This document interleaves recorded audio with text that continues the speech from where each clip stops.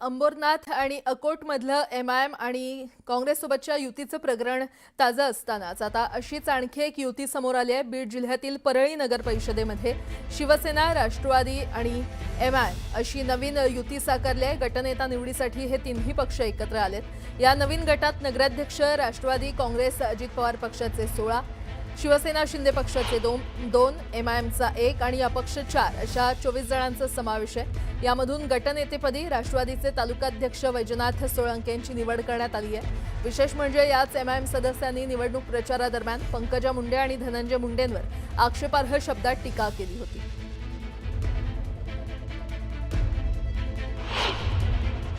नवाब मलिक यांच्या मांडीला बसणार नाही वगैरे असे सांगत होते। तुमच्या सरकारमध्ये धर्मांध आणि राष्ट्रद्रोही लोक आहेत असे सांगणारे हे लोक आहेत ना।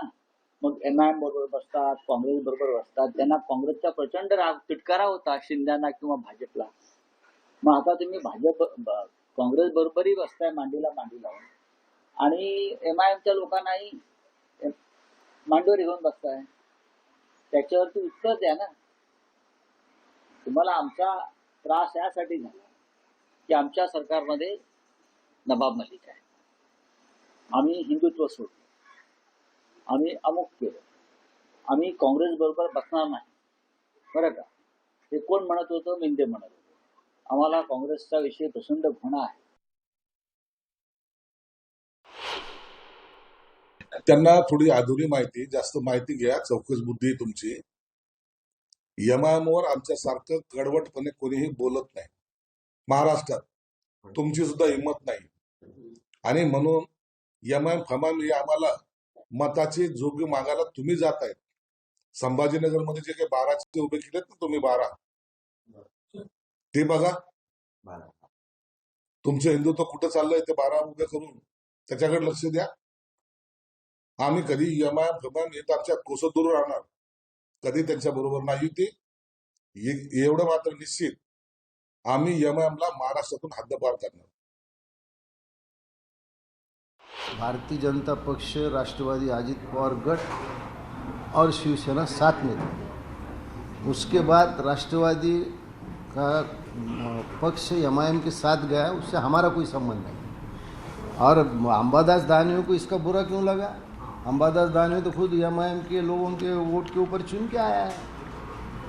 ये लोगों ने छत्रपति संभाजीनगर महानगर पालिका में तो मुस्लिम कॉन्ट्रैक्टर उन्होंने लाए। तो अंबादास दानवे को कब ये चिंता होने लगी कि शिवसेना एमआईएम के साथ गए? हम एमआईएम के साथ बिल्कुल नहीं गए। हमारा वहाँ स्वतंत्र राष्ट्र, हाँ राष्ट्रवादी उनके साथ है, वो उनका सवाल है। परळीमध्ये जो गट नगरसेवकाचा फॉर्मेशन केलेला आहे, एमआयएम शिंदेचा गट आणि राष्ट्रवादी अजितदादाचा गट असा एकत्र आहे। ह्यात शिंदेंना राष्ट्रवादी चालत नव्हती, ती त्यांच्या मांडीला मांडी बसून होते। ह्या शिंदेचे लोक एमआयएम विषयी किंवा मुसलमानांविषयी बोलतात, हे त्यांच्या बरोबर सोबत आलेले।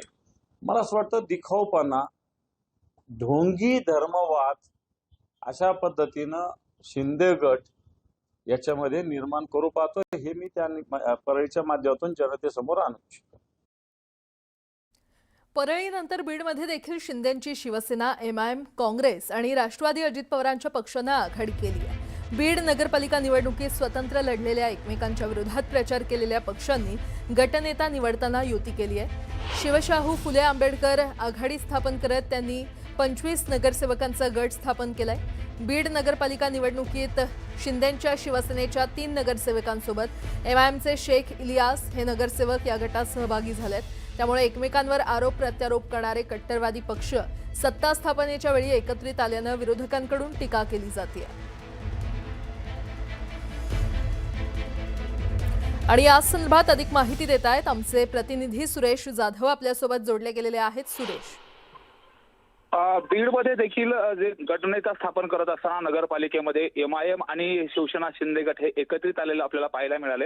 विशेष म्हणजे जिल्हाधिकारी कार्यालयामध्ये जी गटनेता नियुक्त करण्यात आलेला शिवशाहू फुले आंबेडकर आघाडी स्थापन करण्यात आली, त्या आघाडीमध्ये MIM देखील सहभागी झालेले आहे. या अगोदर जर बघितलं तर बीड नगरपालिका निवडणुकीमध्ये MIMने शिवसेना शिंदे गटाच्या विरोधामध्ये प्रचार केलेला होता, तोफा टाकलेल्या होत्या, आरोप प्रत्यारोप केले होते आणि टीका केल्यानंतर आता सत्ता स्थापनेच्या वेळी ज्यावेळेस उपनगराध्यक्षपदाची निवड होणार आहे आणि बहुमताचा आकडा जुळवत असताना राष्ट्रवादी अजित पवार गटाकडून जो गटनेता स्थापन करण्यात आला त्यामध्ये MIM देखील सोबत आले.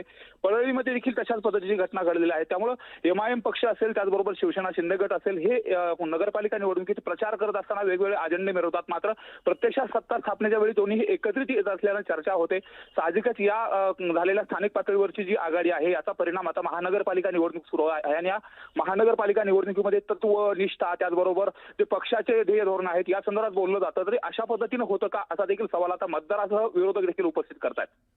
बरं सुरेश, धन्यवाद या संपूर्ण माहितीसाठी.